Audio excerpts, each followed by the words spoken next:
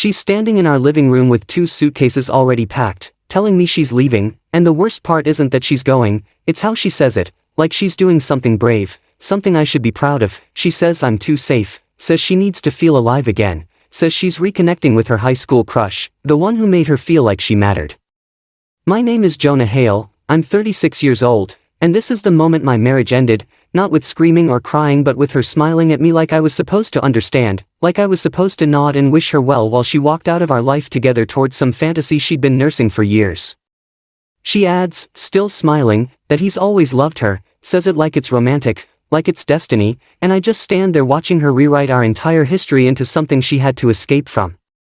Within 3 days she's posting photos with him, laughing on beaches I never took her to, hiking trails we never explored together, and her captions talk about finally living, about second chances, about choosing yourself, and her friends flood the comments calling her brave, calling her inspiring, calling her a queen for walking away from what wasn't serving her anymore.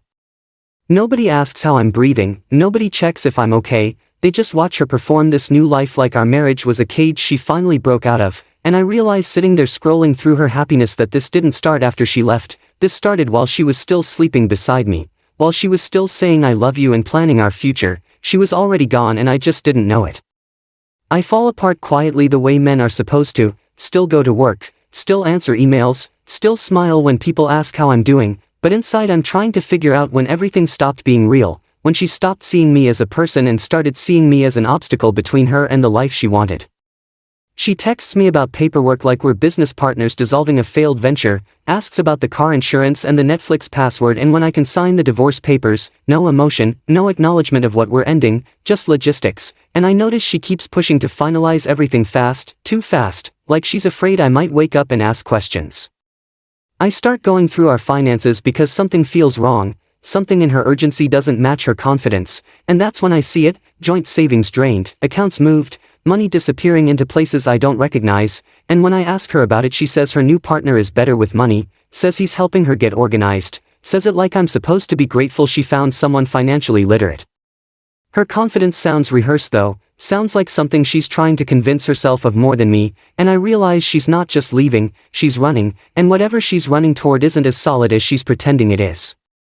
I start asking questions, quiet questions to mutual friends who knew him in high school, and the truth comes out slowly like water through cracks, failed businesses, debt that follows him between cities, charm that makes people invest but no follow-through that makes them stay. He's lived his entire adult life on potential that never materializes, on dreams that never become real, and my wife who spent 10 years building stability with me just walked away from it toward a man who's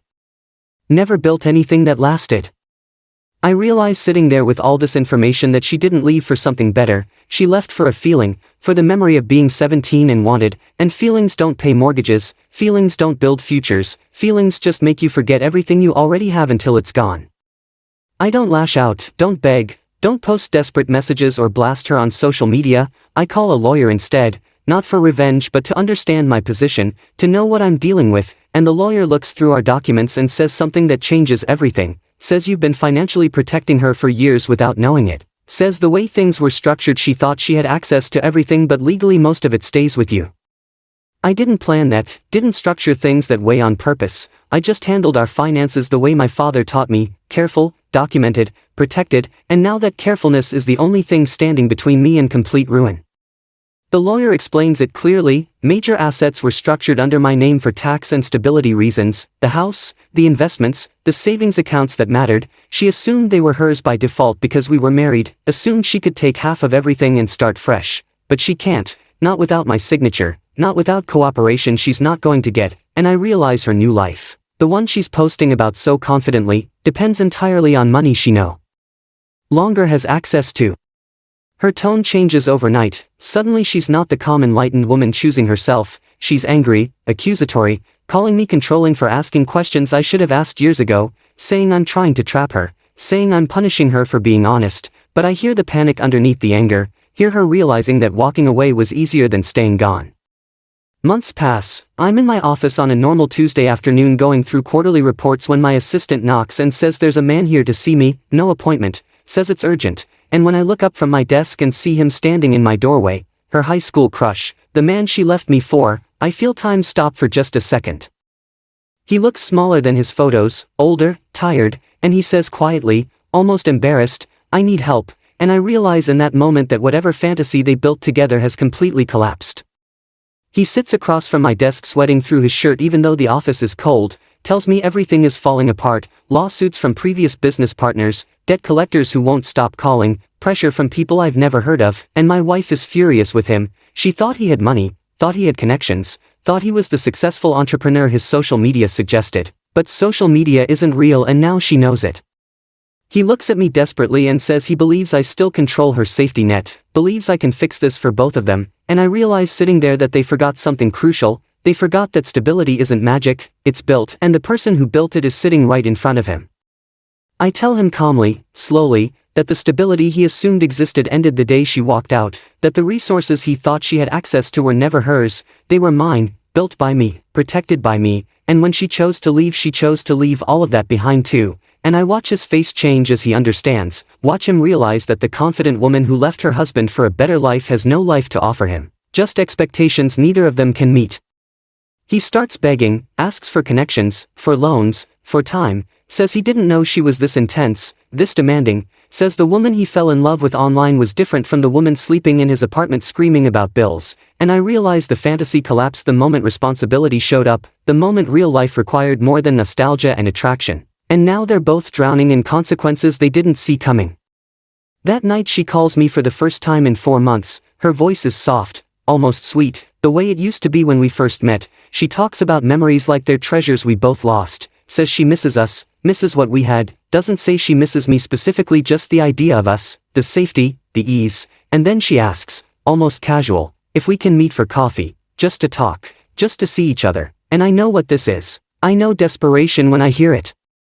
We sit across from each other in a coffee shop we used to go to every Sunday, and she looks tired, bitter, smaller somehow, like the confidence she wore when she left has been stripped away, leaving only the fear underneath, and she talks carefully, strategically, subtly blaming me for not warning her about him, for not stopping her, for letting her make this mistake, and then she asks, her voice breaking just a little, if we can fix things, if we can go back. I don't raise my voice, don't get angry, don't perform the hurt I've been carrying for months. I just tell her the truth, tell her she didn't just leave me, she left accountability behind, left consequences, left reality, and now that reality found her anyway. She wants to come back to the shelter she abandoned, but that shelter doesn't exist anymore. I built it for someone who valued it and she proved she never did. And when she realizes I'm serious she shifts, threatens legal action. Says she'll take everything, says I'll regret this.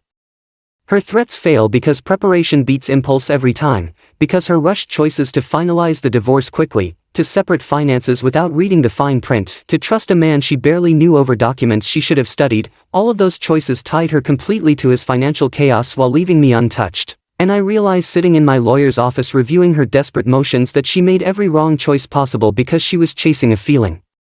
instead of building a future. He loses everything within 6 months, the lawsuits close in, the debts become real, the business ideas that sounded brilliant over wine collapse under basic scrutiny, and she spirals publicly, posts angry rants about betrayal and lies, deletes them hours later, her friends stop commenting, the celebrations of her bravery turn into silence. And I watch from a distance as the life she chose devours the confidence she left me with. She sends me one final message late on a Thursday night, not angry this time, not threatening, just honest in a way that's almost sad. She admits she thought I'd always be there, that I was her backup plan, that she could explore her fantasy knowing I'd catch her if she fell. And I realize reading those words that she never loved stability, she just benefited from it, never valued what we built, just enjoyed standing on top of it. And now that it's gone she finally sees what it was worth. Time passes and my life becomes calm, focused, strong in ways it never was when I was trying to be everything she needed. I didn't win this by revenge, didn't destroy her on purpose. I won by foresight, by building something solid enough that when she walked away it stayed standing. And I realized the best revenge is just refusing to drown for someone who chose to swim away.